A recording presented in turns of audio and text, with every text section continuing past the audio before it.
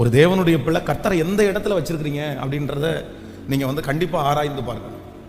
சங்கீதக்காரனாகிய தாவீதுனுடைய வாழ்க்கையில் ஆண்டவர் அவங்கள வச்சிருந்தது. ஆண்டவர் எங்கே வச்சிருக்காரு அப்படின்னு சொன்னால், இந்த உலகத்தில் இருக்கிற யாருக்குமே கொடுக்காத ஒரு ஸ்தானத்தை தாவீது யாருக்கு கொடுத்தாரு அப்படின்னு சொன்னால் ஆண்டவருக்கு கொடுத்தாரு.